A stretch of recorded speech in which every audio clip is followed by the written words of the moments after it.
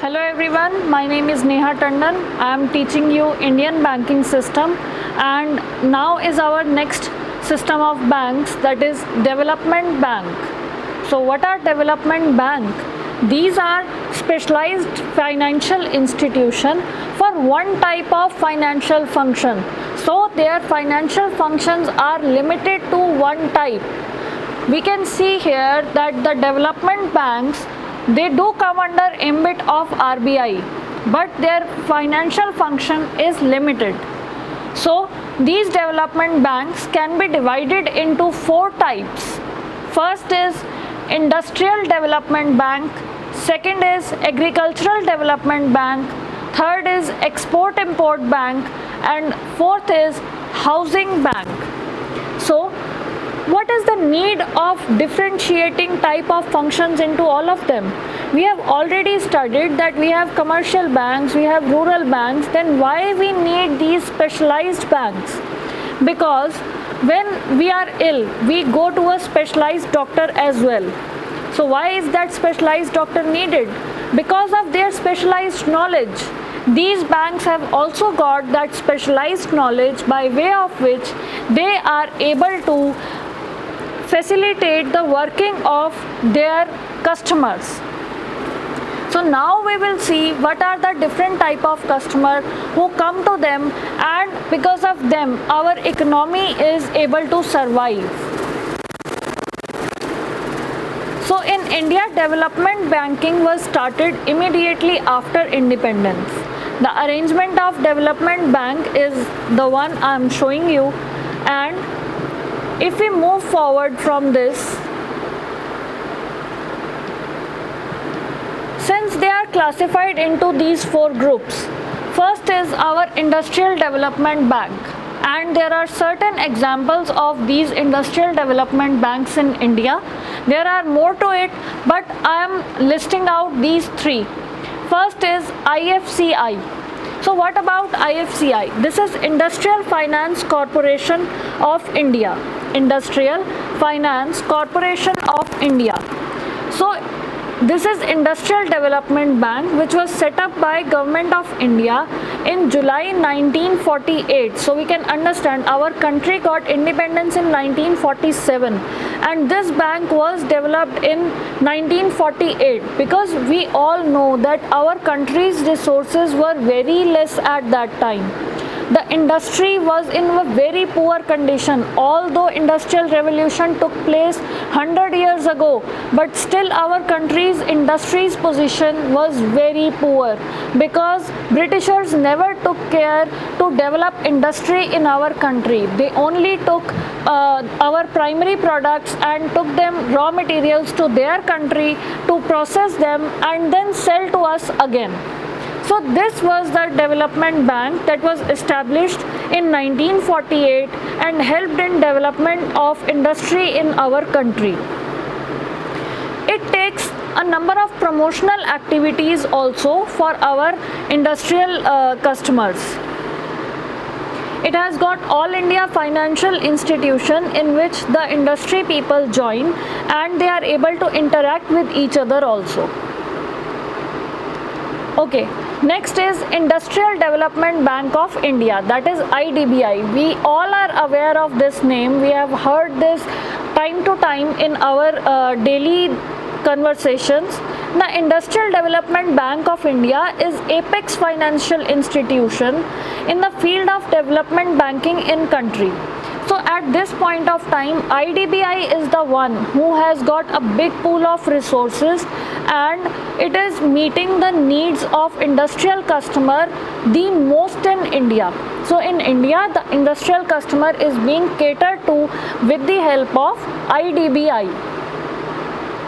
It has got other functions such as meeting the growing financial needs of the country, coordinating the activities of different spheres in the industry, and it is maintaining all the reserves that it has got with itself and helping the industry to survive and flourish in such a way that we are saying that in India they are helping our industry to gain an impetus by providing them finances.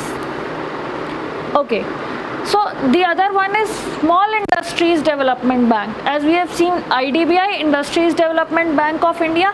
Next comes a specialized industry development bank, that is Small Industry Development Bank of India. There are not just big customers that there are always small customers who are sustainable growth to our country.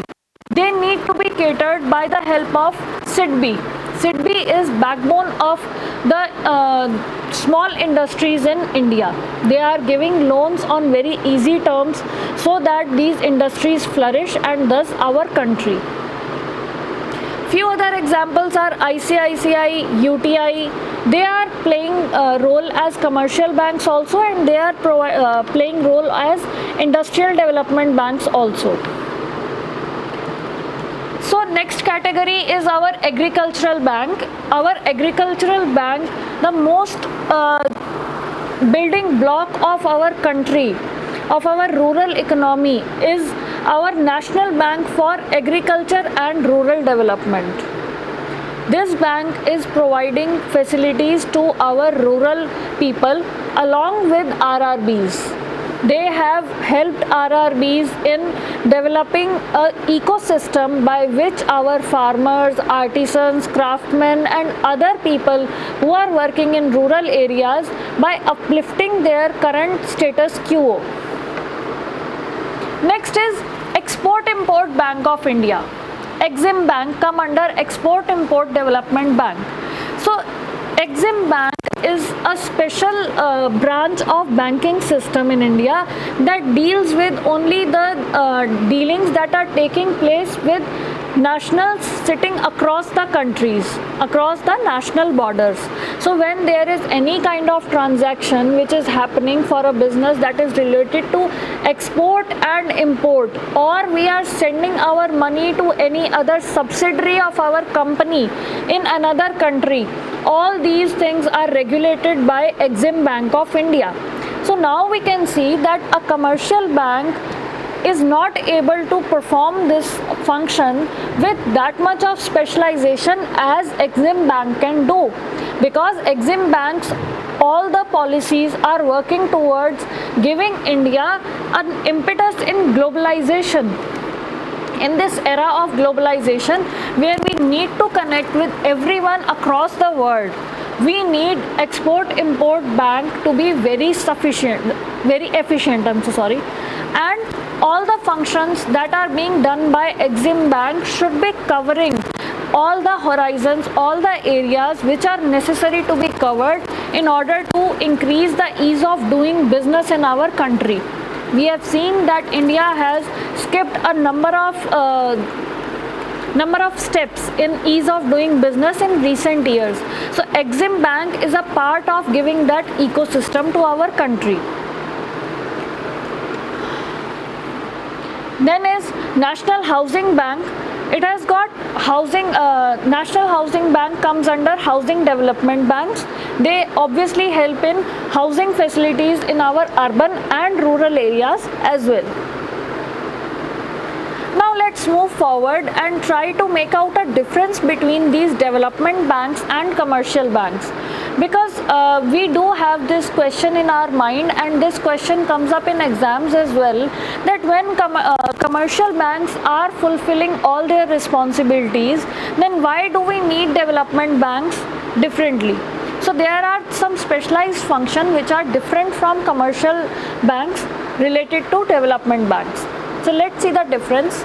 First of all, commercial bank provides short-term loans, whereas development bank provides long-term loans. Next, commercial banks accept deposit from the public, and they accept deposit from industrial people and the customer towards which it is focused.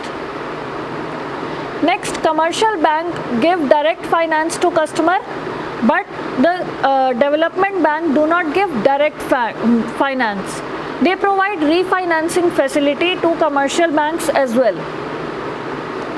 Commercial bank play an important role in money market regulations as well. So if there is any money market function, then commercial bank act as a key in which they act in money market operations. Money market operations is you can relate it with short term cycle of money, that is the money is revolving in our economy by way of these money market operations. That is just to give you an idea what is money market. So money market deals with short term cycle of money. The money that is required, that may be required for your operating cycles of business, that is taken care by money market. Whereas development bank plays an important role in hire purchase, lease finance, housing loan, all these are taken care by development banks. They do not play a role in money markets. Okay, next is in commercial banks, public sector banks have their share capital contributed by government, while private sector banks have their share capital contributed by public. So we can easily see here all the examples given here are of public sector undertakings. Development banks are rarely operated by any private entity. They are always operated by public sector undertakings. Okay, next, last is the commercial bank promotes savings among the public and help commercial activities and help in doing commercial activities. So the commercial banks are reaching individual customers. They are reaching each and every customer. Their main focus is going towards masses. They are providing easy loan facilities to individuals as well as businesses. But development banks promote economic growth by way of giving finance to such activities that would lead to economic growth only. They are not taking care of day-to-day activities. That's the main difference. The development bank do not accept cash or small deposits. They only take care of long-term needs and which are giving their substantial say in our economic growth.